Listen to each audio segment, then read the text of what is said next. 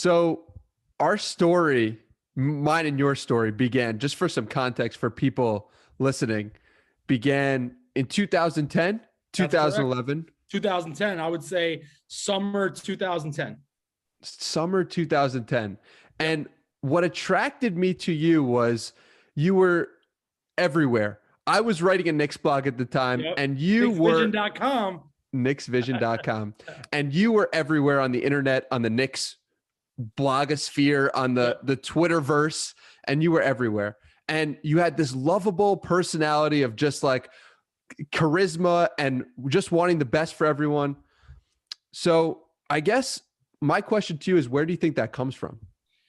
Oh man, Dan, that's a great question, because if you go back to a lot of my childhood, and I was faced with so much stuff that I'm sure we'll get into, I had every reason to hate the world, Yep. but I didn't, and I went through my share of stuff, and I was raised by my grandparents because of certain circumstances, and I just love life. And of course, you always have your bad days here and there. You still do. It's part of life.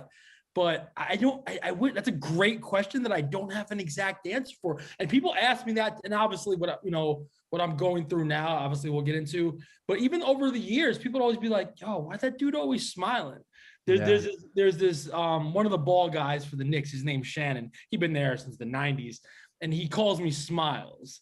And like, I remember when the first time Shannon introduced himself to me, he was just like, bro, why are you always smiling?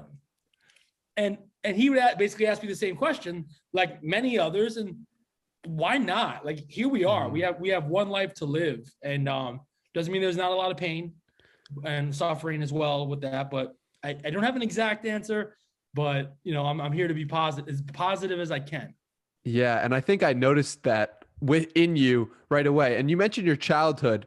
So let's get to your childhood and what that was like, Yeah. because from what I know of it, it sounded like a crazy ride. So break that down for us. Yeah, no, for sure. So I was born on November 17th, 1983 in Jacobi Hospital in the Bronx. So my parents, so I didn't meet, so my mom and father were both heavy heroin addicts. My dad, way before my mom. They were together for, I think, 2 to 4 years. And then I was born. And then, I didn't end up meeting my dad until I was 17, but we'll get into that in a little bit. So what's funny is that, like, a lot of times when I talk about that, people will say, well, what happened when you were born? And I'm like, motherfucker, I don't remember when I came out. So when I was born, basically my grandparents took the lead right away. My mom was, 23, 24, probably partying her ass off, doing a lot of drugs. So my grandparents took the lead and they raised me, along with my aunt, who was a big help, and my uncle as well. So I went to grades, kindergarten, first, second, and third grade in the Bronx. I was actually, my first love it was actually hockey, believe it or not. And I played in the hockey league, Waterbury Hockey. And so by the time my grandparents retired at the end of my second grade year. And I used to be into trains. So we would always find different train rides all over New York, Vermont, New Hampshire. I remember we found the train ride in Delaware County in the town of Arkville in the summer of 1991. And they had just retired. And I guess on that visit to this train ride, they had a conversation. They were like, we're moving up here. So for the next year, we would go up to the Catskills once a month, every few weeks or so, to look at different towns, different houses. And then spring of 92, the end of my third grade year, we stumbled on this small town, 25 miles off a highway called Walton, New York. We had no history there, no family there, no recommendations. We just found it. And they found a house that they loved on a corner by the mountains. And all of a sudden, I went from the city kid, you go to my classroom from first to third grade, you got white kids, black kids, Dominican, Puerto Rican, Asians, Russians. I mean, it's New York City, you name it. And now I'm upstate with Brad and Josh and a bunch of just white kids with blonde hair and blue eyes. And boy, man, was I culture shocked. Yeah. So you get to Walton and you're in third grade at the time, right? And I know I ended third grade in the Bronx. So I'm going into fourth grade when I get to Walton. Okay. And your grandparents are taking you there. Yep. And my mom was just out wilding out, partying, didn't even stop them, was just like, peace. And she was married to a new husband named Dorian, who will get it, Dorian, and they got married about 1989, 1990. They were partying all the time too. So my grandparents just took me upstate. Yeah. And what made your grandparents so willing to just have you in their life? I think just love. Like, Yeah. when you love someone and it's unconditional, you do what you have to do. Mm. You know what I'm saying? And for some crazy reason, they had that unconditional love for me. And there was nothing they would not do for me.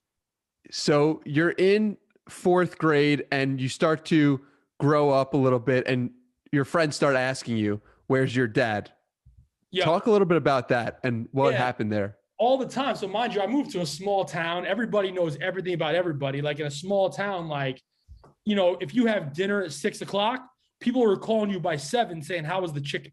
Like everybody knows everything up there. So now I move up there and, some of my friends' parents were divorced, but like if mom lived on this street, dad lived 10 minutes away. You know what I'm saying? So now there's me and I moved there with my grandparents. That's pretty different. Now in city areas, it's probably more common. You're being raised by a grandparent, maybe an aunt, maybe a sibling here and there. So eventually over the time, people will be like, yo, like, where's your parents? And I'd be like, well, my mom is in the city. They'd be like, well, where's your dad? Now, in fourth, fifth grade, I can't articulate things. And I'm just like, I don't know. And like, I really didn't know. And I didn't ask until later. I started asking my grandparents, I'd say around 7th grade. And I'd say, who's my dad? And I know why they said they didn't know now. And my grandparents would just be like, I don't know. And I was like, well, when mommy got pregnant, didn't y'all at least say at one time, like, who's the father? My grandmother would be like, and listen, she lied. And she'd say, I don't know. I didn't ask. She was my daughter. I took care of her. I did what I had to do. I never asked. Mm-hmm. So I would ask my grandmother, every now and then, and I would literally get the same answer every time. She did not budge. Anthony, I don't know. My daughter got pregnant. I just had to help her out. Wow. And what happened then when you actually find out? Oh man, so that's absolutely insane. So now fast forward to summer of 1998. It's on my mind a lot. I'm visiting the city for the week actually, because I had gotten in trouble in Walton for selling liquor around the town. So my grandparents were like, we don't want to see you. So they sent me to visit my uncle for the week. So now at that time, my mom and her husband, Dorian, heavy into drugs. So when I would go with my uncle for 5 days a week or so, I try to spend at least a day with my mom because it's still my mom. You still got love for her. So now this is a really interesting story when we get into my sister's stuff. And I don't think either of us are experts on, reproductive stuff. And this is why I'll tell you that. So it's August of 98. My uncle goes to work and I'm going to spend the day with my mom. She's going to take me school shopping. No cell phones then, anything like that. So my mom, she used to bounce from apartment to apartment. And so she lived 10 minutes from my uncle. I walked there. I'm knocking on the door. Nobody's answering. Finally, my mom and her husband come to the door and they're just completely doped up. They were big heroin users. And they're like, who are you? And I'm like, I'm your son. She has no clue who I am. So I run back to my uncle's house. I call him and I'm like, hey, could you come home? He comes home and I was just hysterical crying because like my mom had no clue who I was and she was completely doped up. So I'm trying to like put this all together now. So the reason I tell you that part of the story is because my sister was made 2 months later. Because Jonna was born in August of 99. This is September-ish 98. So the reason how we get to finding my dad is my sister is born now in August of 99. And when she was born in Florida, West Palm Beach, my mom and him moved down to Florida 5 months after that episode, my grandparents moved them to Walton in December of 99 when my sister was 4 or 5 months old. And now for the first time in my life, I was around my mom every day. Now, when my sister was born, my mom did get clean. So being around my mom every day, I'm like, yo, I got to fucking ask her. I got to ask her, who is my dad? What is my nationality? Blah, blah, blah. But I still never asked her. I didn't build up the courage. Now, fast forward to February 2001. I'm 17 years old. I was at my mom's apartment and Dorian had just left her and my sister high and dry, went to Texas. So I'm on my mom's desktop computer and an email pops up from a guy named, whatever. And I'm like, oh, who's this? Click on it. And the first line says, does Anthony know who I am? And I'm like, what the fuck? It's like, hey, I'm working with this, said celebrity now. How are you? It's been 17 years. I'm like, wait, 17 years? I'm 17 years old. Like it literally said, it's been 17 years. Wow. And I'm like, what? So I printed it out. I showed all my friends and they're like, yo, you got to tell her you found this. And I'm like, I don't want to tell her I was stupid on the computer. So now it's March 2nd, 2001. I'm at my mom's apartment. The phone rings, the house phone. I answer it. Guy asks for my mom. They talk for like 10 minutes. And after basically acting like I hatched from an egg for 17 years, out the blue, my mom just goes, oh, by the way, that was your dad. I'm like, what? So she gives me his AOL Instant Messenger name. I go to the computer. I am him. And we chatted. And he's in LA now. And he's like, I'm going to be in New York next week. And I'm saying, well, I'm going to the city next week for a Knicks game. And he's like, okay, cool. Meet me at Ray's on Prince Street on Saturday, March 10th, which the 20th anniversary is coming up of that. Ray's now is now known as Prince Street Pizza, one of the most famous pizzerias in New York City. And me and 3 of my friends went there Saturday, March 10th. And he pulls up and there's no social media. He didn't know what I looked like. And he pulls up in front of me and 3 of my friends. And he was like, who's Anthony? And then I was like, that'd be me. And we had dinner. I ended up moving back to the city a few months later after graduation. We hung out 3 or 4 times, but then I didn't see him for 7 years after that. And that hurt a lot because like, I'm used to being loved by everybody. I was the prom prince in high school. And now I meet my dad and he's like, what's up? Maybe he wasn't impressed. And then we reconnected in 2007 and we're cool now. Now it's been 20 years and we're cool. Yeah. So I'm curious, for those listening, Anthony's got Knicks gear everywhere. He's got a Yankee shirt. When did the Knicks love come into this whole thing? When were you like gripped by the Knicks? So the Knicks weren't the first team I loved. The first team I loved were the Yankees, the Giants, the Rangers, even St. John's basketball. The other teams I became fans of because of my uncle, because of my grandfather, stuff like that. Nobody in my family really cared about the Knicks. And then I knew who they were. I knew who Patrick Ewing was, John Starks, all of them. And then I was watching the playoffs in 1993 in 4th grade, playing the Pacers in the first round, Reggie Miller, Rick Smits. And, and I just fell in love and it took over my body, took over my soul. It took over everything. And I love my Yankees, Giants, Rangers, but I'm wearing Yankees today, but nothing like I love the Knicks, man. Like the Knicks it completely took over my body. Why? Why do you think that is? I really, like I said, hockey was my first love, but you don't always stay with your first love. Sometimes you get those sucker high school stories, but you don't. Basketball, I just love basketball so much, man. I love the sport. Patrick Ewing, John Starks, Charles Oakley, Greg Anthony. And how could you not love those? Derek Harper. I felt those guys are the best, man. And I fell in love with the Knicks, the colors, the Madison Square Garden, everything about it. Yeah. It's incredible that love is so inside of you and you can feel the passion. That's what I think when you started your show and I was listening to it, I was like, that's exactly what I am attracted to, that passion, that energy, Yep. And you always had that. But going back to your dad. Okay. So what happens? 2007, 2008. So this is a pretty interesting. So we meet in 2001. 9/11 happens. So mind you, June of 2001, I'm graduating high school in a small town upstate. I moved back to the Bronx 8 days later. I get a job with my uncle, because I didn't know what I wanted to do yet, in the mailroom for the Board of Elections, which is located on 42 Broadway. So I started work there in July of 2001. So September 11th was election day, and I was an election official. I mean, I wasn't important at all. You know, my uncle, it was the board, so I had to be at work at 6 a.m. that day. So listen, I was 17. I had nothing to do that day. So that day was famous for three things. Jay-Z, the Blueprint CD came out, Fabulous's debut, and Michael Jordan announced he was coming back to play for the Wizards. Wow. So I was at Record Explosion by Battery Park at 7:55 a.m. to pick up those two CDs. And then I went back, I was listening to the Jay-Z album, and then like the first plane hit. And this is why I'm getting with my dad, and 7 years later, it all comes together.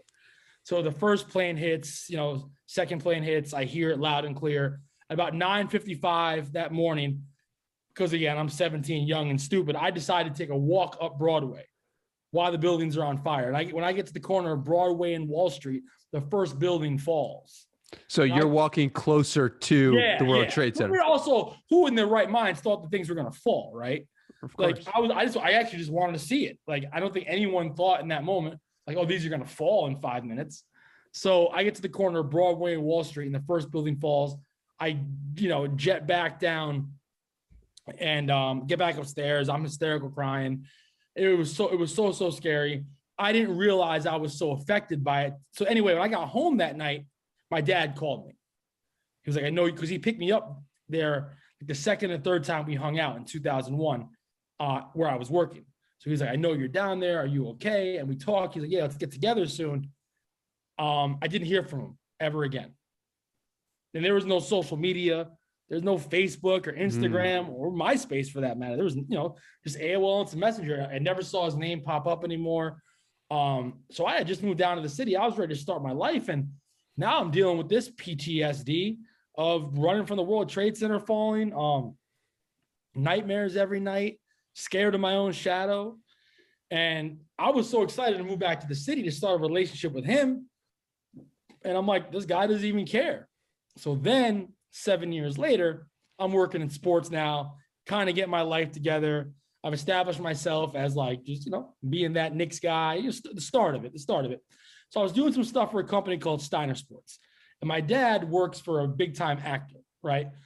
So one day this actor played, I just don't want to say names. One day this actor played the role of a true story of somebody. That somebody was at Steiner Sports one day. So I was talking to that person and I said, do you know this actor? He's like, well, obviously I know him. He played me in a movie. So I said, oh, you must know my dad's name. And he says, of course I know him. That's my guy. I'm like, yeah, that's my dad. So he's like, oh, I'm going to send him a text because he doesn't know the story. Sends him a text. And my dad's like, oh shit, give him my number. I just changed it. So I texted my dad or called my dad like that day in 2007 now. And we ended up meeting that night back at Ray's again. Wow.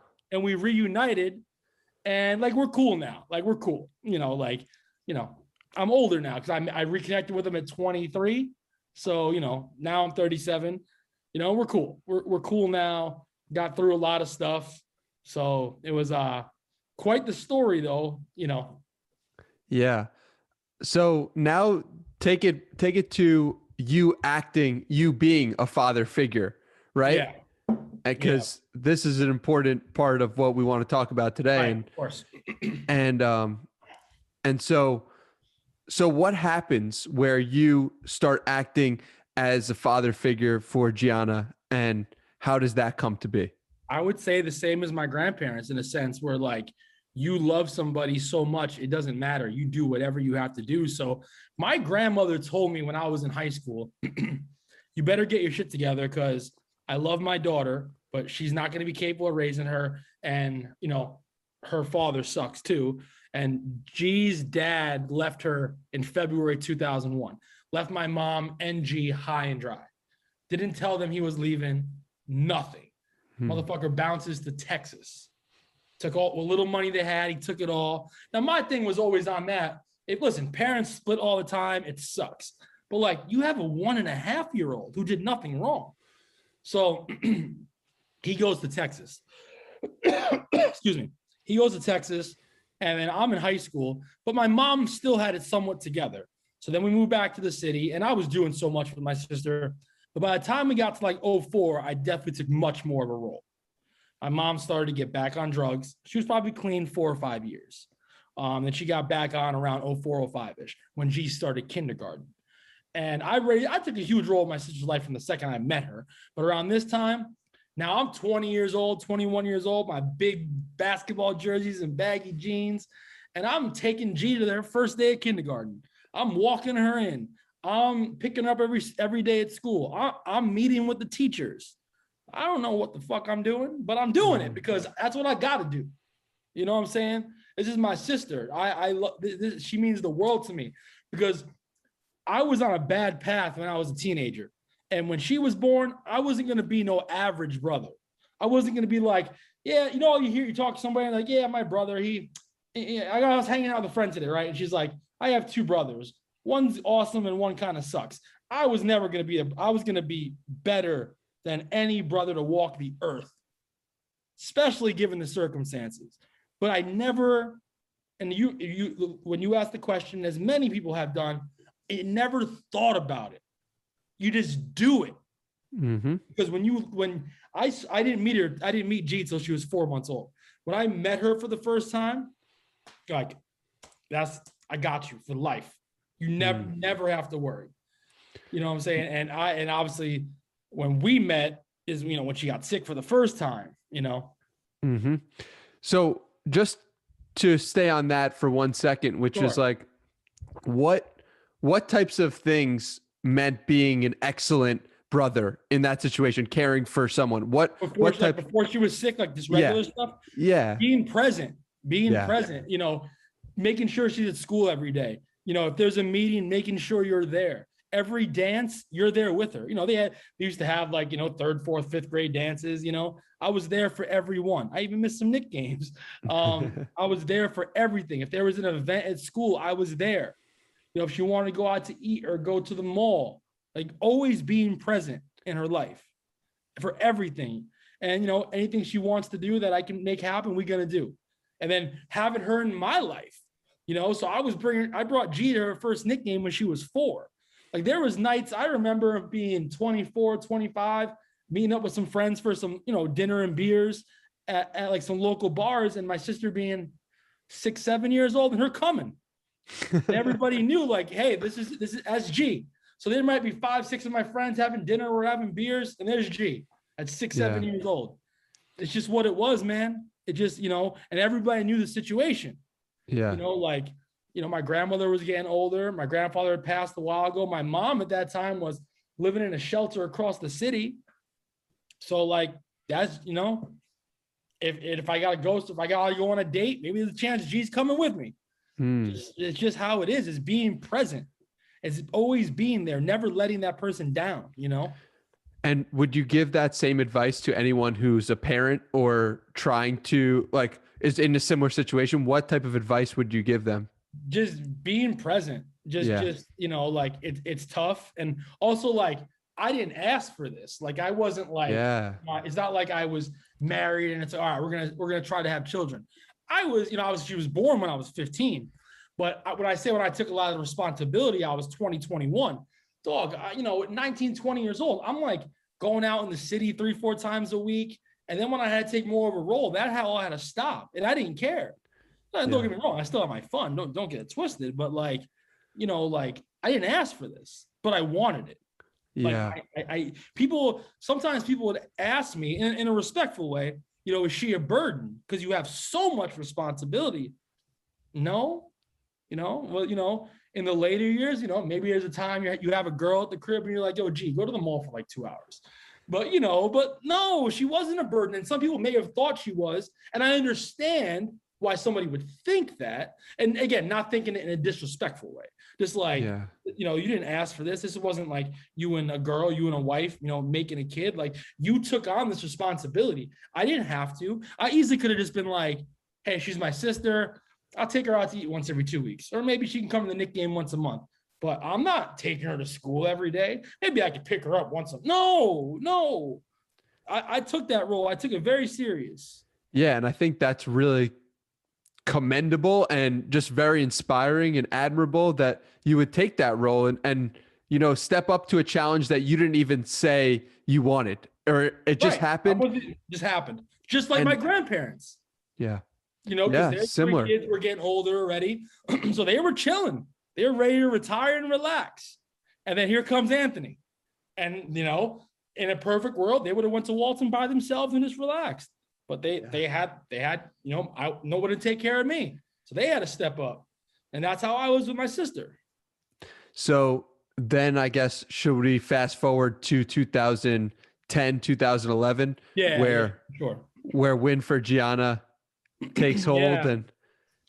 So I would say spring 2010, around June, July, there's many nights where I'd be like half asleep and I would hear Gianna vomiting down the hall. So at first I'm like, yo, G, what's wrong? And she's only 10 years old at the time. She's like, I just been like, my stomach gets weird lately. I'm like, all right. And I'm crazy. You know what I'm saying? So after about a week of this, I'm like, she couldn't even drink water without vomiting. Oof. And it's funny because she ends up getting brain cancer. So it wasn't even like, most people would be like, oh, was she having headaches? And the answer is no, she wasn't having headaches. She couldn't put anything down. So I bring her to the hospital and I'm like, yo, she's throwing up constantly, and they give her all these tests and they say she's dehydrated. So I'm like, oh, okay, that makes sense. Bring her back home. A few weeks later, same stuff. Go to the hospital again. They're like, she's dehydrated again. I'm like, okay. I'm like, you sure that's just it? And they're like, yeah, we ran 6,000 tests or whatever, and this is what it is. So second time, I'm like, okay. Now it's right after LeBron signs with Miami. I remember things by basketball stuff. And it's the same stuff, but it's worse now. If she even, wets her lips, she's vomiting. It's just so bad. So I bring her to the hospital. I'm like, you're admitting her. She's getting admitted, and you're going to fucking figure out what's wrong with her. She gets admitted on a Wednesday. 3 days go by. They're doing thousands of tests. They even did a pregnancy test, 10 years old on her. Wow. Yeah. And then finally on Saturday morning, mid-July 2010, they said, we have to do an MRI on her brain. She could have brain cancer. And I said, brain cancer? She obviously has a stomach issue. They're like, well, this could trigger, blah, blah, blah. I'm like, all right. And then sure enough, that Saturday night, they find out she has brain cancer. Jacobi Hospital in the Bronx. We get her right into New York Presbyterian, one of the best hospitals in the world. That Saturday night, that's when life really changed forever. Now, I just got out of a long relationship. I was ready to take on the city, and now life completely changed. And, my uncle was a big help. My aunt was a big help, but, I was the man in charge.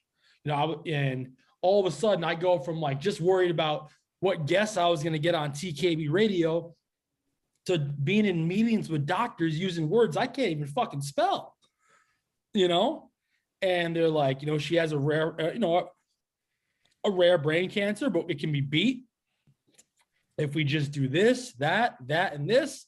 And we did that. She started chemotherapy in July of 2010. And bro, she kicked ass. She never complained. She was incredible. And I attest that to one specific moment. I know you're a big moment guy, and as I am too.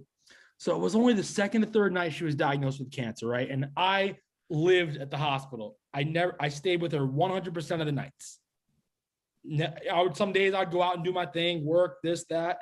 I slept there every single night. So it's only the third or fourth night now. I'm laying on the parents get like a real bed at New York Presbyterian Children's Hospital. And G was like, Aunt, are you up? And I'm like, yeah, what's up? And she's like, I have a question. And I'm like, okay, what's up? And she says, why me? Boy, you talk about the hardest question ever. And within 1 second, I actually came up with maybe one of the best answers of my life. I said, why any of these kids? And she's like, you're right. From that moment on, she went from like, and as a lot of the people say at the hospital now, one of the most scared kids ever to like, yo, if I'm having brain surgery at 12 o'clock, what's for dinner at 6? And she did her first cancer. She did an exorbitant amount of chemo. She did chemo from July till early December.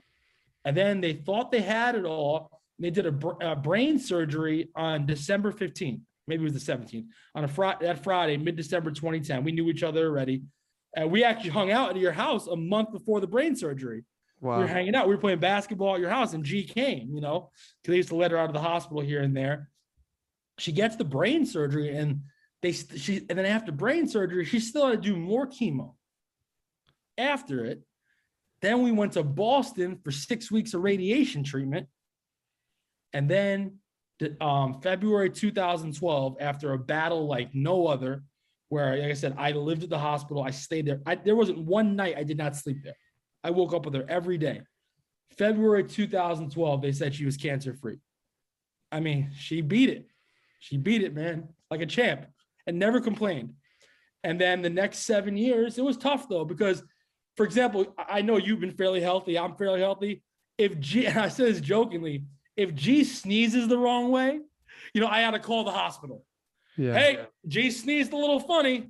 They're like, bring her in for an MRI, like always something. And it wasn't, like a year after her cancer, being cancer-free, she had hip surgery because one thing that was really funny at the hospital was that a lot of times they would explain things to me in like different terminology. So the hip surgery, I'll never forget that analogy. It was, they said, picture an ice cream cone with vanilla ice cream melting. That's her bones because of the chemo. So they had to do hip surgery in 2013. So this kid she could barely walk 2 blocks for the next 6 years, but never complained. There was multiple times where they found different spots, her spine, her brain, and they have to do more tests. Because I'd say she had an MRI 3-4 times a year from 2012 on. By 2017, it was probably 1 a year. But every now and then something would come up. There'd be a spot, there'd be a this, or she'd feel shitty, or, it's always something. But you do what we got to do. Like I said, the sneeze wrong analogy. All right, let's bring you down. But she always conquered everything. And we always every February 13th, 2012, we celebrated being cancer-free.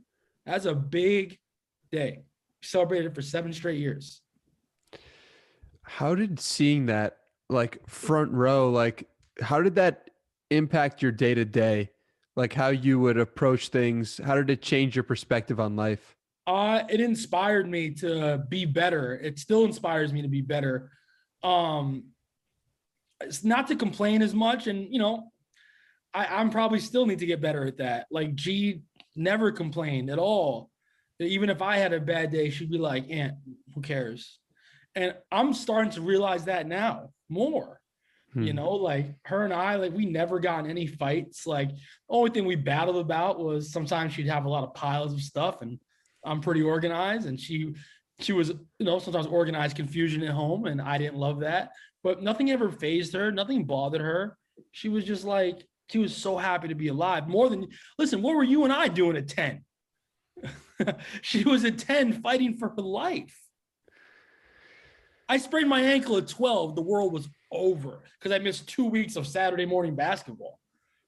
Where do you think her wisdom came from to not take anything, to just be able to brush it off? I would like to say from me, I don't like to say that, but I think from me, because I was her biggest cheerleader. So like even the day she was diagnosed 10 years ago, it was like, we got this. And then I might go into another room and cry. Yeah. But like, I was like, yo, we got this. You know what I'm saying? And I think like, and all my friends and even everybody, like the people on social media that didn't even know her, around the world, like, and I think she appreciated that a lot. She would never be the type to put herself out there. She let me do it. She wanted me to tell the story, but she would never, ever do it. She barely even used social media. She didn't care. Why? Because she cared about living. Like the last few years before she got sick again, and you'll appreciate this as someone younger, right? So she was 17, 18, 19 years old. She used to go to the cancer clinic on Fridays a lot. I would drop her off. And she would go do arts and crafts with kids with cancer. There's no pictures from that. There's no action shots, like of her giving a craft to a kid with no hair. There's no look at me. She just did it. She did it. There's no proof. There's no photos. There's nothing. She never posted about it. She just did it because it made her feel good. And we could all learn from that, even myself. What other things did she do on a day-to-day basis that gave inspiration to you? Well, when I think just living and not caring what anybody think. Well, and here's an example. Her favorite music was like 80s pop. What fucking 16, 17, 18, 19-year-old listens to 80s pop? Like, I wake up some mornings and I'm hearing Cyndi Lauper down the hall. I'm like, and I would say, but I used to tell her, I'd make fun of her about it all the time, don't get me wrong. And I'd say, gee, I love that you're into this shit. Because, I don't know, the kids, maybe your little brother, they're the same age. Like, they're like Future or whatever the hell. And that's fine. She didn't care. She liked what she liked. She liked, whether she was into like Harry Potter and drag queens and the 80s pop and Doctor Who, shit that I don't care about. But I did always tell her, I like that you're into this stuff because you're marching the beat of your own drum. And that's what I did too as a kid. Yeah, and that's something. And she didn't care about social media. How many kids can say that? How many adults can say that? She didn't give a rat's ass about Instagram, and she used her Facebook, but she didn't care. She cared about living. Stuff that you and I are probably still working on. Definitely. And what do you think gave her that perspective? That I think fighting for her life at 10 years old. Yeah. That's even though I got a front row seat for it, I have no idea what it feels like physically, how weak she was. You saw her when she was 10, 11 years old. Bro, she was weak. But, if you and your parents had come out for dinner one night, she was there. She was there to hang out. You remember when she came to that Knicks Celtics playoff game in the middle of radiation. Bro, look at some of those pictures from 2011. She was tired.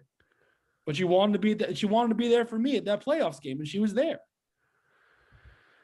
Just a level of selflessness and just beyond. Really... She never made it about herself. Even every year for her cancer anniversary was like, Aunt, what are we doing? Maybe we should go to dinner and do something cool, maybe something Knicks related, but it was never about her.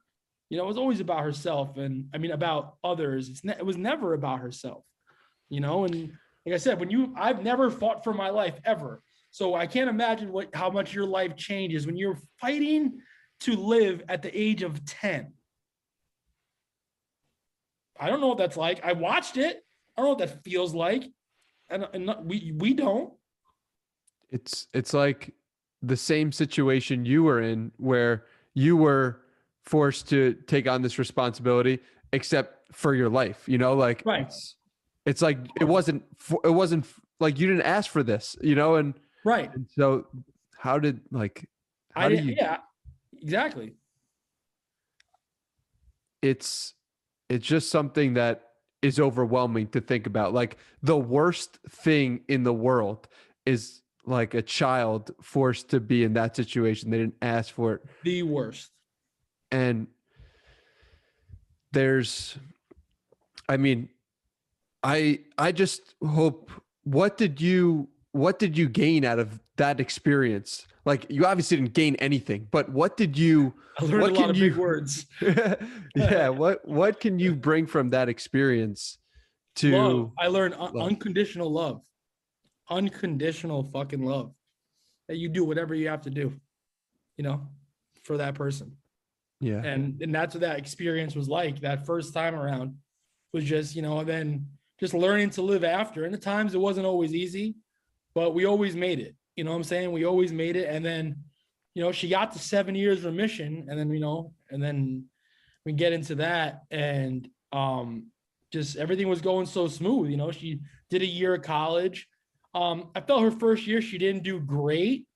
And I kind of felt she was just going for no reason in a way. And she was a great cook, like creative, and she was finally thinking about going to culinary school. And I got some friends that are chefs.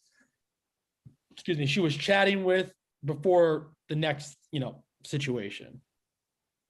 Yeah. So I guess we'll go into that. Yeah, yeah. So October 2019.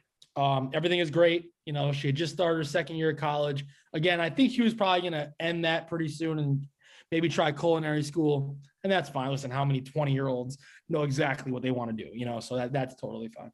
So I went to Walton, where I grew up, on a Saturday night for the night. Just for one night, went with a friend, hung out. My mom was supposed to come to stay the night with G. She didn't. So G stayed by herself, which was fine. Everything was fine. I come home Sunday night from Walton. Now I get home, me and G are watching the Yankees playoffs. I remember I told G I had a funny story to tell her from Walton, because when you go there, something funny always happens. And I said, I'll tell you in the morning, because she was like, tell me now, Aunt. And G was a night owl. I was not. Like, I'm knocked out 10, 11 o'clock. G could stay up till 2, 3 in the morning. But then again, then she's sleeping until 10. And then me, I'll go to bed at 10 and up at 6. So anyway, that's fine. So most nights the last few years, G would be on my Knicks chair. I would knock out on the couch. G would wake me up between 1 and 3 in the morning. I'd go to my room, she'd go to her room. Same thing happened on the morning of Monday, October 14th. She wakes me up around 2, 3 a.m. I go to my room, she goes to hers. Now it's about 4:35 in the morning, and she comes to my bedroom. She walks there. She's like, now mind you, I'm in a deep sleep. I mean, I had 24 hours, I don't party much anymore. So when I have 24 hours in Walton, I am cooked. So she wakes me up and she's like, Aunt, I feel funny. I want to go to urgent care.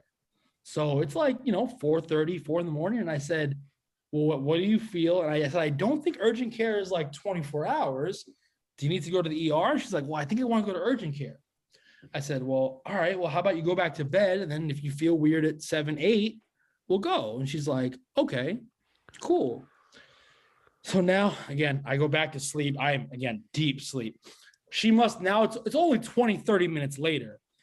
She must have yelled for me. And because of my deep sleep, I didn't hear it. She calls my phone in the next room. So I'm like, hello? She's like, come. I'm like, okay. I jump out of bed. She's like, I can't get up. I'm like, get up. She's like, I can't. I'm like, whoa. And now she's slurring her words a little bit.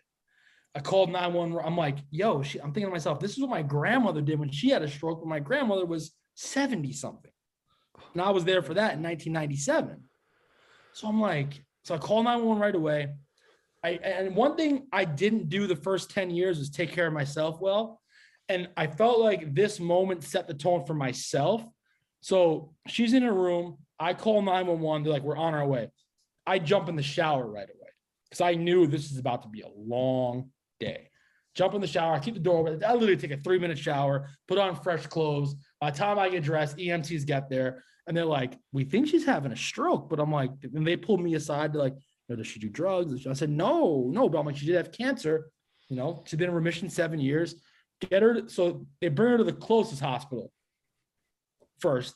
And they're like, okay, it's a stroke and you got it in time. Thank God. So basically like her brain basically blew up in her head. Like, I guess that's the way to describe it. And so I said, I would like her a Presbyterian. They're like, no problem. Get her a Presbyterian. And basically like the bleeding is not stopping though. So it's just me. My uncle's still sleeping. It's only 7:30 in the morning. Yankees played like 2 in the morning the night before. My uncle's still sleeping. My aunt was in Philadelphia, so I didn't call anybody. I just shot text. Call me when you wake up. Didn't say anything. And now by 8:30, there's like 10 doctors in the room. I am completely panicking, trying to keep cool. And they're like, Anthony, why don't you go to the weight room? So I go to the weight room. 10, 20 minutes later, they're like, Mr. Donahue, we need to go to brain surgery. So I was like, oh, like next week? They're like, no, now. Like, you need to sign. And they're like, they asked me, like, do you want DNR? I'm like, you just do whatever the fuck you got to do to keep her alive.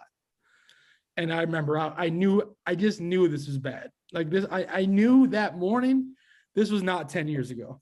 This is bad.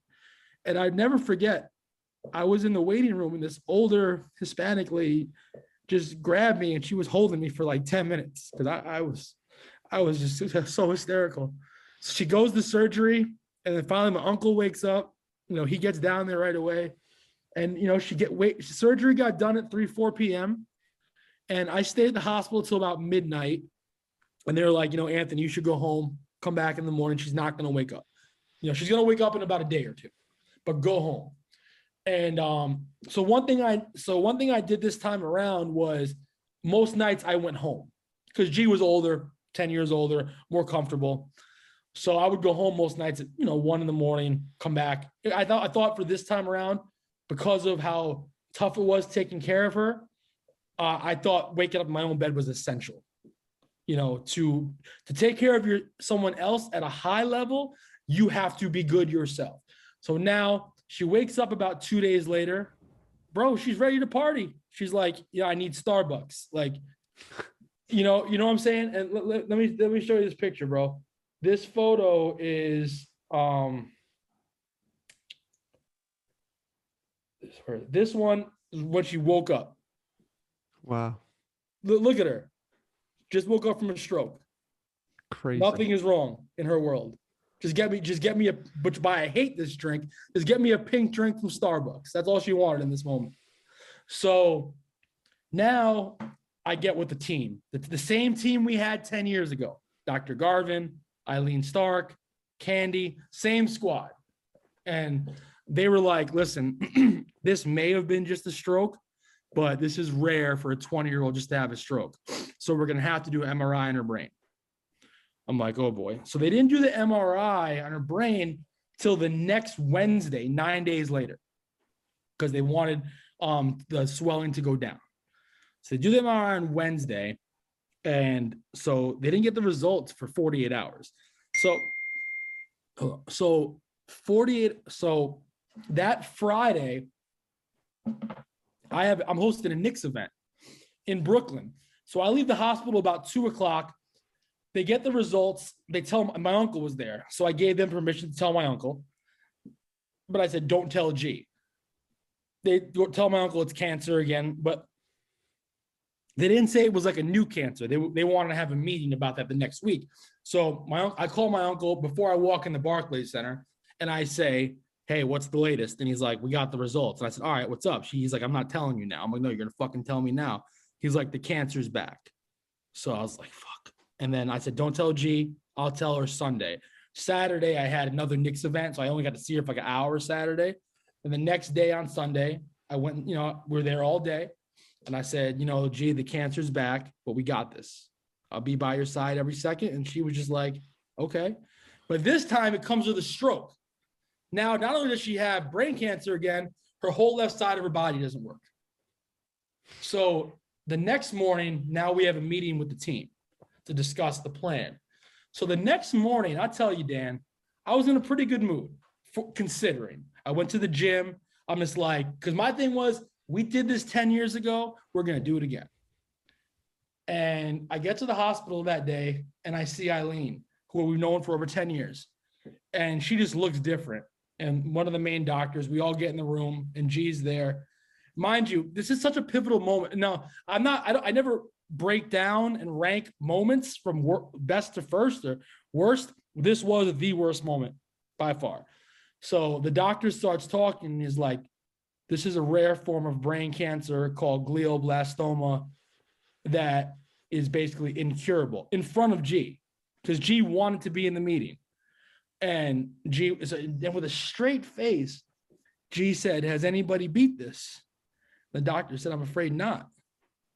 So I just I lose it. I leave the room. I pulled an Amari and I punched the wall and I was hysterical.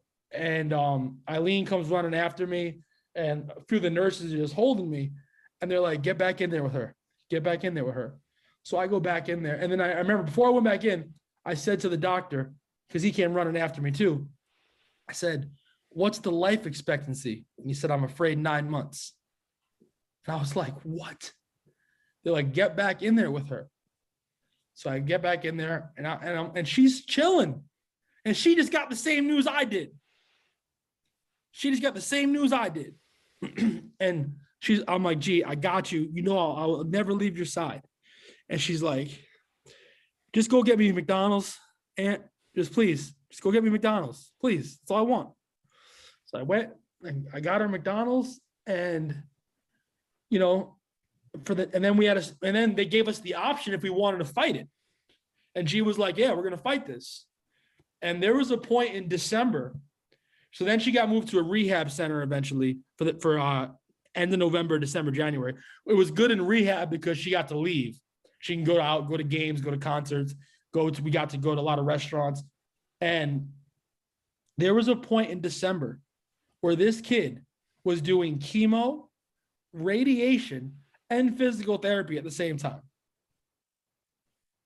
And never complained. She came to Knick games with me. We went to go see Cher. We went out to eat almost every night. And, you know, one of the biggest moments for me it was only about a week after the stroke. And I was one of the few times I cried in front of her, besides that day as well. She was like, Aunt, I got this. And our favorite restaurant is Carlo's in Yonkers. And G goes, I'm going to walk into Carlo's and I'm going to walk on center court at the Garden. I promise. And then when we got to the rehab center, the first night we went out, we went to Carlo's and she walked in. She got out of a wheelchair and she walked in and we had dinner there.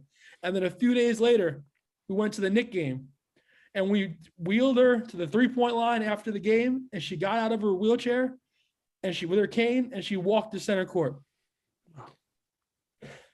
She said she was going to do it and she did it. And then, you know, she fought as much as she could, but with this disease, man, it didn't matter. This disease is so aggressive. You know, most people don't make it a year, you know. And she came home. Thank God she came home March, April, and May last year with COVID going on, but we couldn't go anywhere, of course. And then she got really bad by, you know, late May. You know, she couldn't feel going to the bathroom anymore. So, you know, we had 24-hour care at the house, but by late May, the hospice team came to me and said, you know, are you comfortable with her passing at home? And my thing, G trusted me so much that she was technically an adult. She did not answer any of those questions. You come to me. Her job was to live. So she was getting so bad that the hospital was the best bet anyway. So, and then on Thursday, June 18th, the whole team, again, the same team from, you know, October, they pulled me into a room and they said, you know, we recommend stopping treatment. And I said, is there anything more you guys can do? And the doctor was hysterical. Everybody in the room was crying. G wasn't in this meeting. And they said, no, there's nothing more we can do, but it's up to me to stop, because I was power of attorney. They said, it's up to you if you want to stop the treatment. And I said, yeah, I'm not going to have her suffer. And they said on Thursday, June 18th, that she probably had a week to live. So that night, one of my best friends, you may have met him, he works for the Knicks, Jason, he lives by the hospital. So he came to visit me in front because obviously couldn't go in because of COVID. And he was like, bro, there's no way G's going to be gone in a week. And her birthday was August 16th. And she, you know, we always talked about, you know, G wasn't a drinker, but we always talked about when you're 21, we're going to cheers a beer. Bro, she made it to her birthday and we cheers the beer in the hospital and she chugged it. Wow. And then I would say the day after her birthday, she had a major drop. And then she passed on August 29th. And the day she passed, I always felt that G was fighting for me so much and for everybody. She told me that she was fighting to let everybody know it's going to be okay. And on about 5 hours before she passed away, her eyes were wide open. And I said, I need you to stop fighting. Because there would be many days I'd walk in the hospital room and I'd be like, oh, let's go. We got this. And I couldn't, even the last week I did that. You know, we talked about coming home. She talked about riding in my new car. That was never going to happen. So that last day I said, I need you to stop fighting. It's okay. And her eyes were wide open. And then that night, the doctor said, because there was no visitors allowed except like me and a couple of the immediate family. They said you could have anybody you want here today. So I just texted a bunch of friends, and we had like 6 friends in the room and my aunt and uncle. Now it's 1 a.m. I said that to G around 8, I guess. So I decided to walk a friend to the elevator. And at this point, I kind of thought G was going to make it through the night. So I walked to the elevator, come back 5 minutes later. Doctors in the room, they're all like, I'm sorry for your loss. I'm just like, what? What do you mean my loss? And like everybody in the room is crying and I'm just numb. I'm like, wait, like she just passed away. They're like, yeah, she did it when you left. And at first I was almost mad at her. I'm like, wait, how could she do this when I walked out of the room? And then a few of the nurses who have known us for over 10 years and know our story, they said, Anthony, you think she was going to die in front of you? Like she waited for you to leave the room. I only left the room for 5 minutes. And that's when she passed.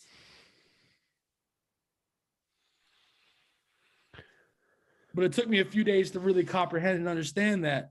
Like she knew how hard it was going to be for me already, but she softened the blow a tiny bit. She knew she couldn't die in front of me. She knew she couldn't.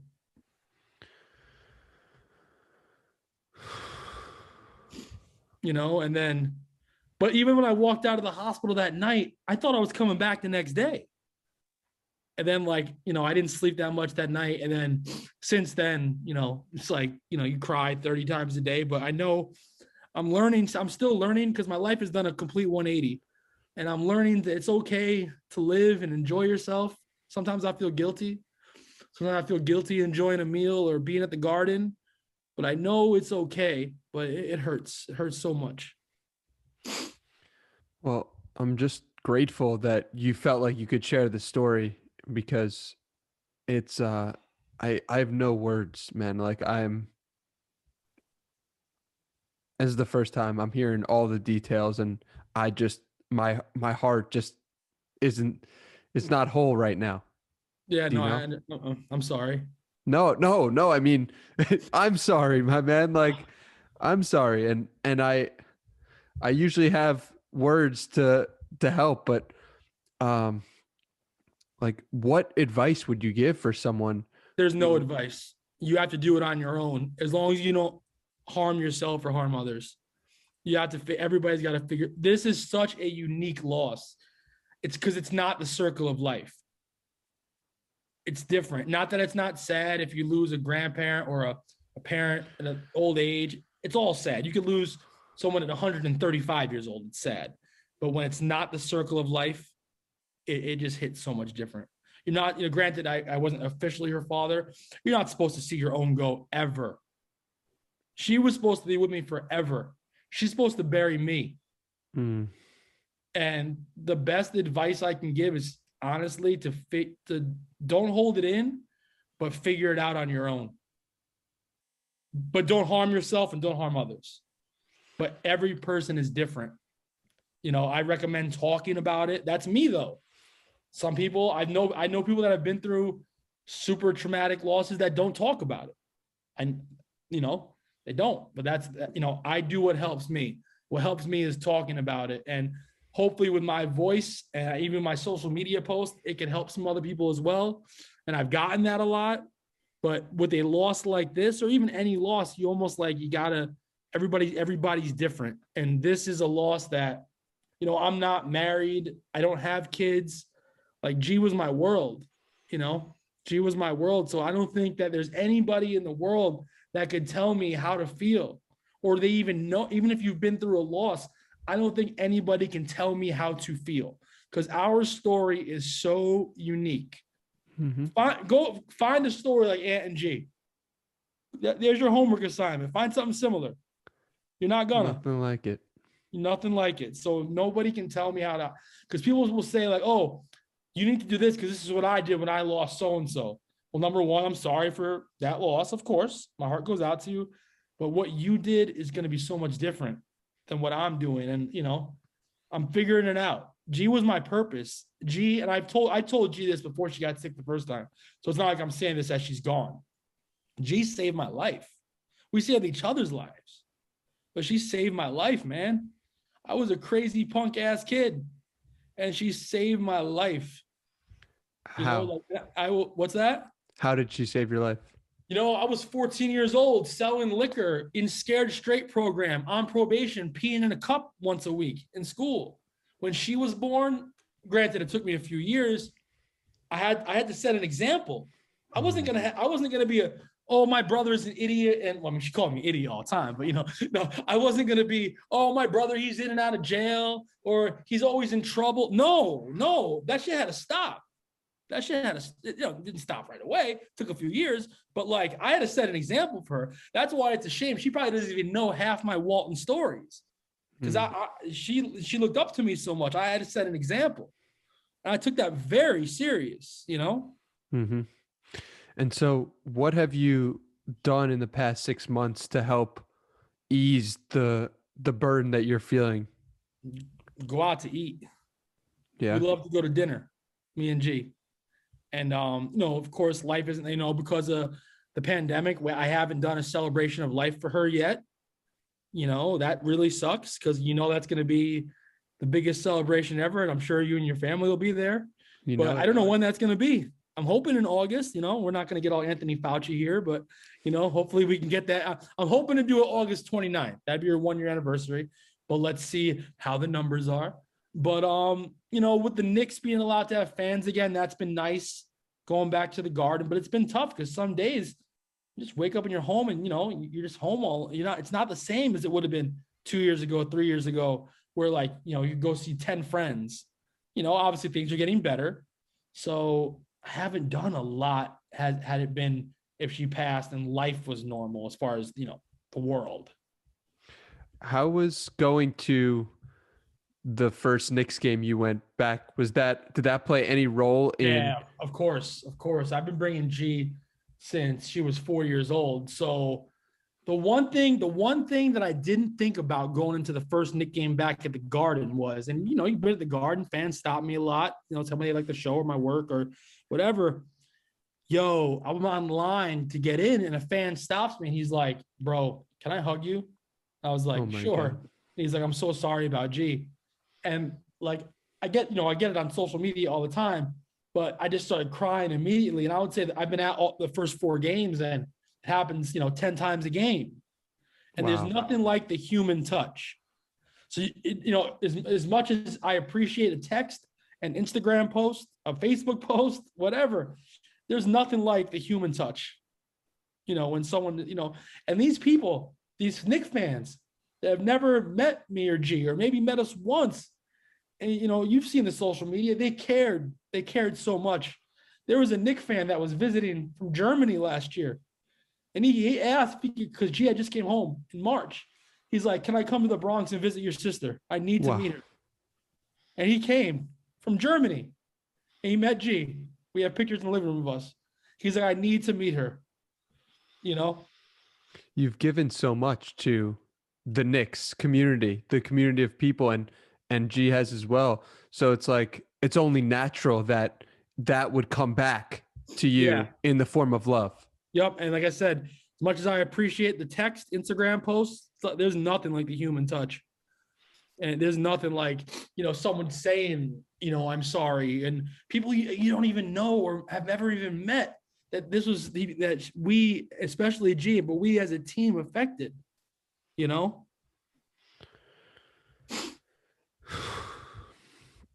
So what is going on now in the future of the life of Anthony? How can we best remember Gianna? How can we best bring her name forward and bring her story forward? I think bringing her story is just talking about it and winning for Gianna. And I got to get you some new improved bracelets. You sold the original ones, but we stepped up the bracelet game. Winning for Gianna is just, she would never use this terminology, but just like living in not giving a fuck.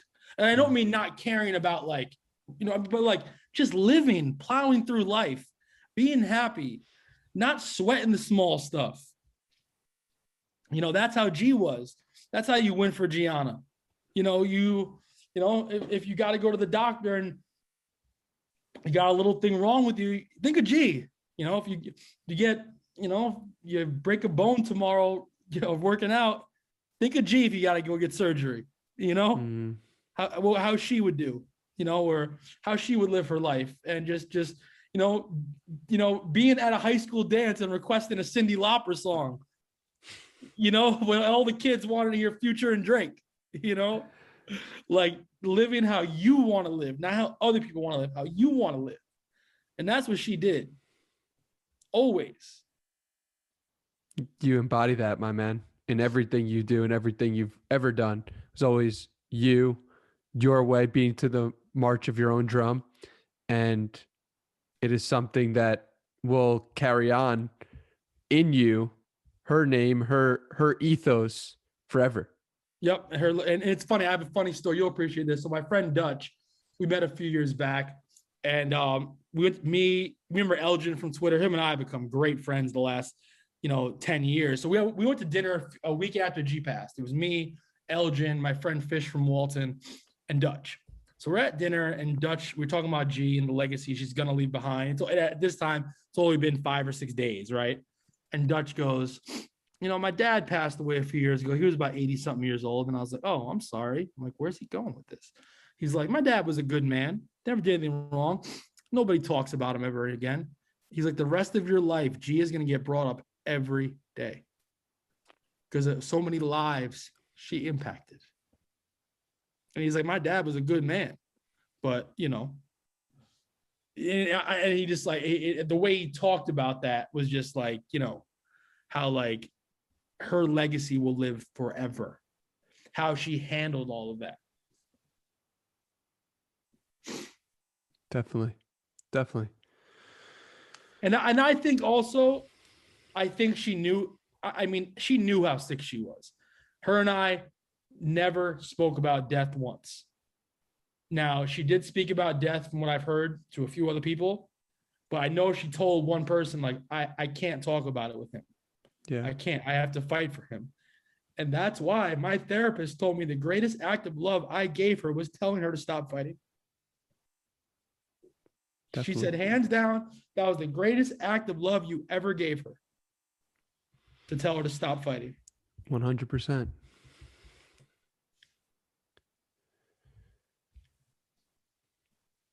My man, I'm just blown away and grateful that you felt comfortable sharing the story. I mean, I don't know what to say. Nah, it's cool, man. It's just, this is my life. And, I've had some people ask me, do you think you post about G too much? And I said, this is my life. I've been like this since, I don't post about all my life, like, but like, this is my life. This is my pain. This is what I'm going through. This is raw. Mm-hmm. This is me right now. I'm not going to give you something fake. I'm going to give you what I'm feeling. And if I'm feeling great, I'll post that I'm feeling great. Yeah. If I'm feeling down one day, I might just post that I'm feeling down. Yeah. And you've always kept it real. Right. I'm not going to, be sad as fuck and post a TikTok video. No, I'm not going to do that. I'm going to give it to you real, raw, and uncut.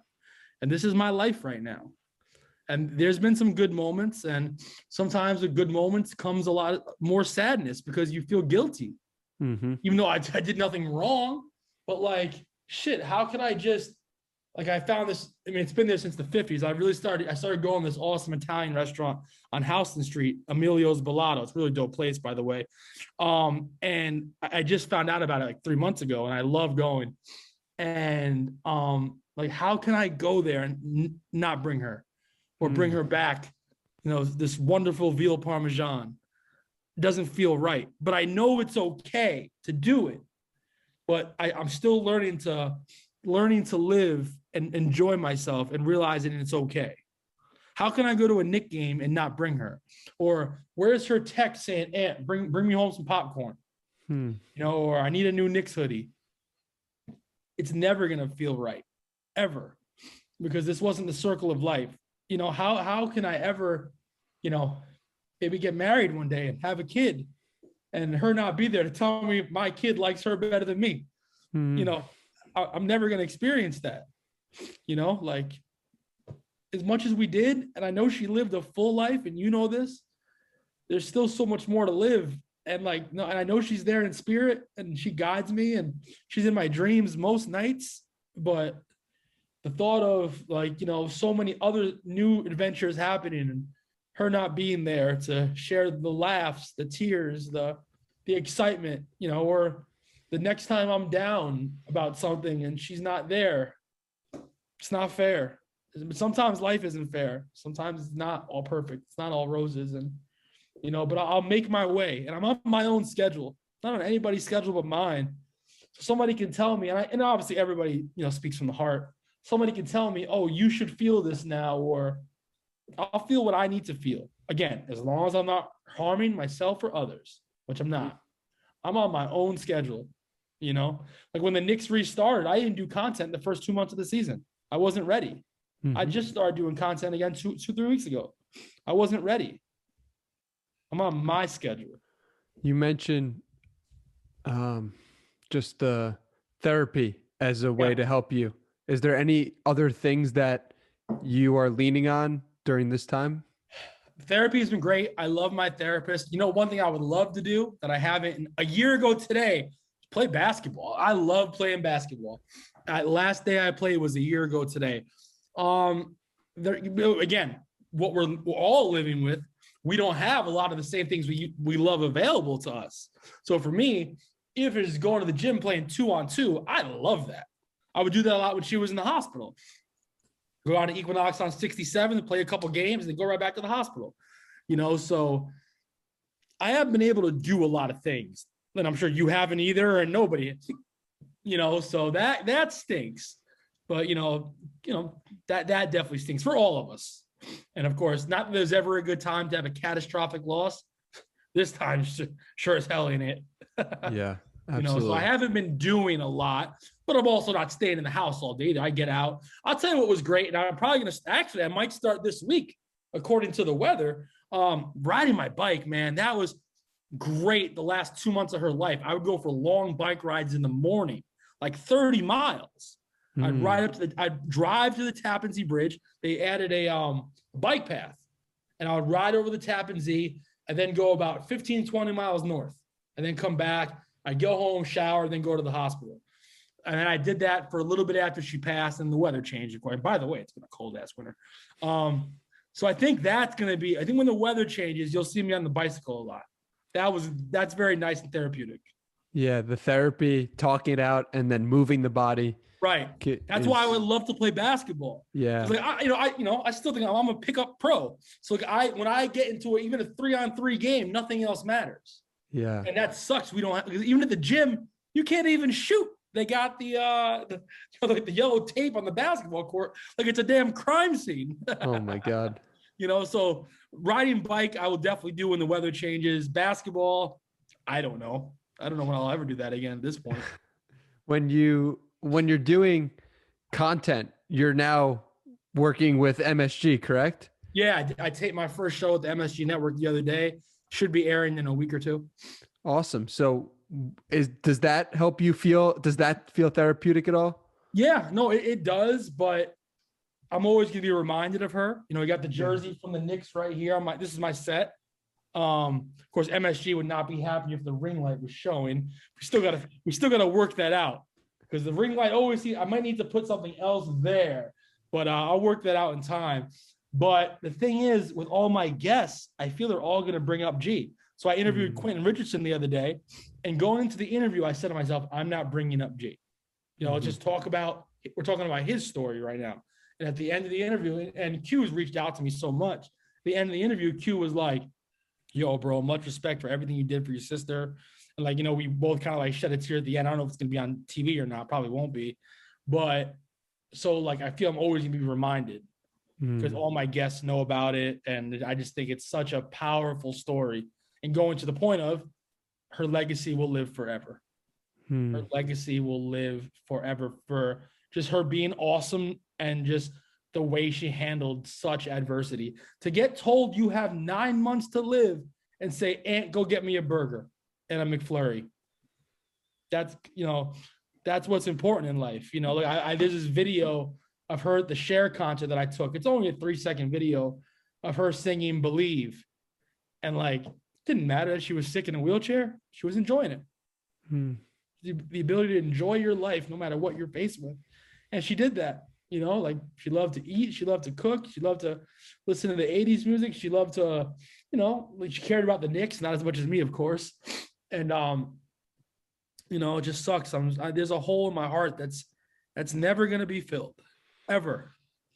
But I can only hope to get better and, you know, maybe learn to live with it. I don't think you ever get over it. I think you learn to, you know, I don't know if accept's the right word. I think you just learn to live with it eventually in time, you know, but that again, I'm on my schedule. Is there anything else you want to mention? Anything else you want to say? After all that, I think just gotta fix the ring light angle. Other than that, maybe tripping about that too. Well, I didn't even notice it. Oh, you don't? Yeah, they noticed it. Yeah, I may have to put a painting or something because maybe the light. I don't know. But yeah, nah. After that, man, I'm so blessed. You know, I had her, and you know, I don't even know if she was supposed to be born. We'd have to ask a doctor that one. You know, with all the like the health issues with my mom and the drugs, and all of a sudden G comes. You know, and you know she didn't deserve everything she got with her. Her dad wasn't a part of her life at all.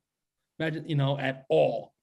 And you know, she didn't deserve to have that, but selfishly, maybe you know, it made me a better person, and you know, we had the relationship we did. Well, I'm better off for hearing your story. Thank you for passing it along, my man. Thank you for having the confidence and the courage to share it, because it's not easy, and I'm really grateful for you. And where can people connect with you further? Yeah, for sure. And I'm happy to share and always talk. And I just want to say how thankful I've always been of you and your family. You guys have always been incredible. You know, your dad, he texts me quite a bit. He's always checking in. So it's very, very appreciated.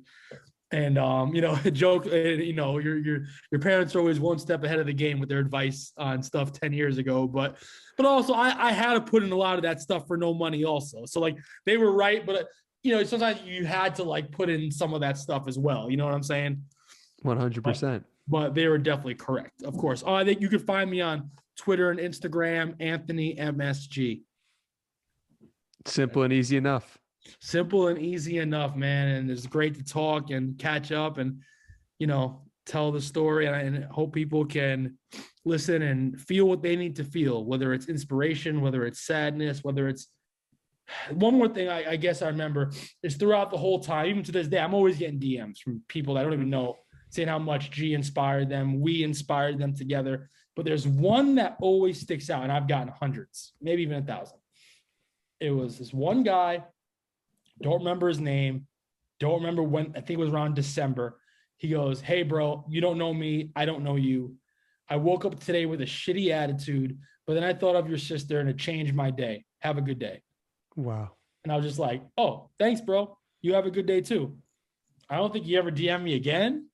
It was quick. It was, I've gotten other messages that are like, you know, super long and they're amazing too. But this one was like quick to the point. This was when G was in December of 2019, when she was doing chemo, radiation, and, you know, physical therapy at the same time.